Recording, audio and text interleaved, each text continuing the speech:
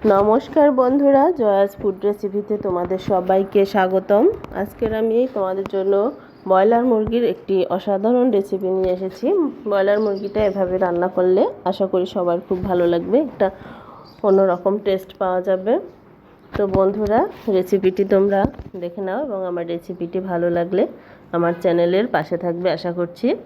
তো বন্ধুরা, চলো রেসিপিটি শুরু করা যাক। রেসিপিটির জন্য দেখো, আমি এখানে ব্রয়লার মুরগি নিয়েছি প্রায় 2 কেজি মতো। আর এখানে মশলা হিসাবে আমি নিয়েছি দেখো 3 চামচ রসুন বাটা, আর এখানে 1.5 চামচের একটু বেশি জিরাটা আমি শিলনোড়া পেস্ট করে নিয়েছি।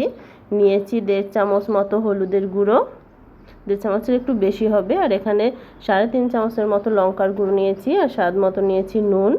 এগুলোকে আমি প্রথমে সবগুলো একসঙ্গে দেখো মুরগিটার মাংসটার সঙ্গে মাখিয়ে নেব। তো আমি সবগুলো উপকরণ মাংসের সঙ্গে দিয়ে দিচ্ছি। উপকরণগুলো দেওয়ার পরে আমি এখানে দিয়ে দিলাম 1 চামচ মতো তেল, সর্ষের তেল, যে কোনো রান্নার তেল তোমরা ব্যবহার করলেই হবে। এগুলো দিয়ে আমি ভালো করে একদম মেখে নিচ্ছি। অবশ্যই মাখানোটা খুব ভালো করে মেখে নিতে হবে, একটু ধৈর্য সহকারে আস্তে আস্তে করে প্রত্যেকটা মাংসকে ভালো করে মশলার সঙ্গে মিশিয়ে মেখে নিতে হবে। আমি প্রায় 5-6 মিনিট ধরে ভালো করে আলতো হাতে মেখে নিয়েছি। তো মাখানোটা হয়ে গেছে। এটা তোমরা সময় পেলে 10-15 মিনিট বা 20 মিনিট যদি রেখে দিতে পারো তাহলে ভালো হয়। আমি অবশ্য সঙ্গে সঙ্গেই রান্না করেছি। রান্নার জন্য আমি এখানে দেখো কড়াই গরম করে নিয়েছি, দিয়ে দিলাম 1 চামচ তেল। আমি মাংসটা আলু ব্যবহার করব, আলুটা তোমরা চাইলে স্কিপ করতে পারো।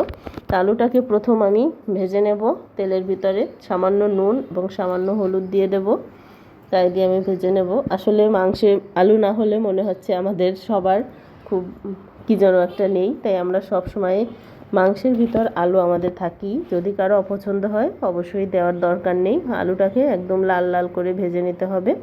দেখতে পাচ্ছ আলুটা লাল লাল করে ভাজা হয়ে গেছে। আমি এগুলোকে এখন তুলে রাখবো। আলুটা তুলে নেওয়ার পর আমি আরও এখানে 1 থেকে 1.5 চামচ তেল অ্যাড করলাম। অ্যাড করার পরে আমি প্রথমে ফোড়ন হিসাবে দেখো আমি একটা শুকনো লঙ্কা মাঝখান থেকে ফেলে দিয়েছি। লঙ্কাটাকে একটু নেড়ে মানে একটু লাল লাল করে ভেজে তারপর এখানে ফোড়ন দিয়ে দেবো আমি গোটা 1 চামচ জিরে, 1-2 এলাচ, 2টা লবঙ্গ এবং 4-5টা গোলমরিচ আমি ফোড়নের সঙ্গে দিয়ে দিয়েছি। আর দিয়ে দিচ্ছি 2টো তেজপাতা মাঝখান থেকে ফেলে নিয়েছি আমি। তো এই সবগুলো ফোড়ন আমি 4-5 সেকেন্ড নেড়ে গন্ধটা বের হলে এখানে 2টো বড় সাইজের পেঁয়াজ কুচি আমি তেলের ভিতরে দিয়ে দিলাম। পেঁয়াজটাকে একদম লাল লাল করে ভেজে নিতে হবে। এখানে আরও আমি একটু সামান্য তেল দিয়ে দিলাম। তো যতক্ষণ না লাল লাল করে এটা ভাজা হচ্ছে ততক্ষণ তোমরা পেঁয়াজটাকে ভেজে নেবে। দেখতেই পাচ্ছ আমার ভাজা হয়ে গেছে পেঁয়াজটা। এখন আমি সেই মেখে রাখা মাংসটাকে দিয়ে দেব। এটাকে দিয়ে আমি নেড়ে চেড়ে পেঁয়াজের সঙ্গে ভালো করে মাখিয়ে দিচ্ছি। আর এটাকে একদম হাই হিটে প্রায় 2 মিনিট মতো জাল করে কষিয়ে নেব, একদম পুরো হাই হিটে। দেখো যাতে পুরো মাংসটায় তাপ লাগে এবং জল গলা শুরু করেছে আমার ব্রয়লার মুরগি থেকে। তা আমি এখন এটাকে ঢেকে দেবো 5 মিনিটের জন্য, কারণ 5 মিনিট ঢেকে দিলে দেখো 5 মিনিট পরে ফিরে আসলাম। ঢেকে দিলে মাংসে যে এক্সট্রা জলটা থাকে ঢেকে দেওয়ার ফলে সম্পূর্ণ জলটা কিন্তু বের হয়ে যায় এবং এই জলটা পুরোপুরি আমরা মিডিয়াম আছে 2 মিনিট আমি কিন্তু ঢাকার পরে জালটাকে কমিয়ে দিয়েছি, মানে মাঝারি আঁচ করে দিয়েছি। কারণ এটাকে আস্তে আস্তে এখন যতটা কষানো হবে ব্রয়লার মুরগির টেস্টটা কিন্তু ততটাই বেড়ে যাবে। প্রত্যেকটা সময় ব্রয়লার মুরগি রান্নার সময় আমাদের এভাবে আস্তে আস্তে কষিয়ে নিতে হবে। এক্সট্রা জলটা যদি আমরা কষিয়ে একদম শুকিয়ে ফেলি তাহলে কিন্তু মাংসটা খাওয়ার সময় শক্তও হবে এবং এটার কিন্তু টেস্টটাও অনেক বেড়ে যাবে। তা আমি মিডিয়াম আছে পুরো মাংসটার যে জলগুলো বের হয়েছে পুরোটা আমি আস্তে আস্তে শুকিয়ে নেব। তো দেখো অর্ধেকের বেশি জল শুকোনোর পরে আমি আলুটাকে দিয়ে দিলাম, কারণ আলুটাও এই কষানোর সময় হাফ সিদ্ধ হয়ে যাবে, যেহেতু ভাজার সময় অনেকটা সিদ্ধ হয়ে গেছে। তো আলুটাকে দেওয়ার পর আমি আরও 5 মিনিট মতো কষিয়ে নিয়েছিলাম।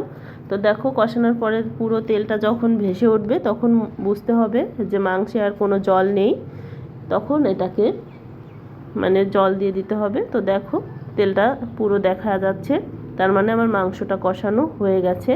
মাংসটা কিন্তু অলরেডি কষাতে কষাতে সাথে সিদ্ধও হয়ে যায়, ইচ্ছে করলে কিন্তু এভাবেও কষানো মাংসটা খাওয়া যায়, এটাও কিন্তু দারুণ টেস্ট। তো আমার জলটা যখন শুকিয়ে গেছে আমি রান্নার জন্য ঝোল করার জন্য জল দিয়ে দিলাম। এখানে কিন্তু জলটা খুব বেশি দিতে হবে না, একদম মাখা মাখা, মানে মাংস সমান সমান জল দিলেই হবে, কারণ এটা কিন্তু রান্না করতে আর বেশিক্ষণ সময় লাগবে না। মাংসটা অলরেডি পুরোই সেদ্ধ হয়ে গেছে, আলুটা যেটুক বাকি আছে সেইটুক সিদ্ধ করলেই হবে। তো দেখতেই পাচ্ছ জলটা আমি কীরকম করে দিয়েছি। তো জলটা দেওয়ার পর এভাবেই মেপে জলটা দিতে হবে, বেশি হয়ে গেলে কিন্তু অনেকক্ষণ জ্বালালে মাংসটা আবার নরম হয়ে যাবে, টেস্টটাও কমে যাবে। তো ফুটে আসলো, আমি এভাবে 5-7 মিনিট মতো, আর কিন্তু ঢাকা যাবে না, ঢাকালে কিন্তু টেস্টটা থাকবে না। তো 5-6 মিনিট 6-7 মিনিট জ্বালানোর পরে দেখো ঝোলটা একদম কমে এসেছে, গামাখ হয়ে আসছে।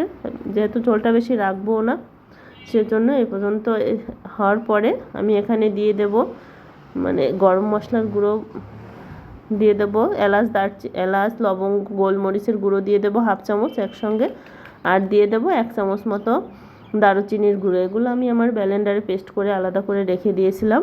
দারচিনির গুঁড়ো 1 চামচ দিয়ে দিলাম। রান্নাটা আমার অলরেডি ডান।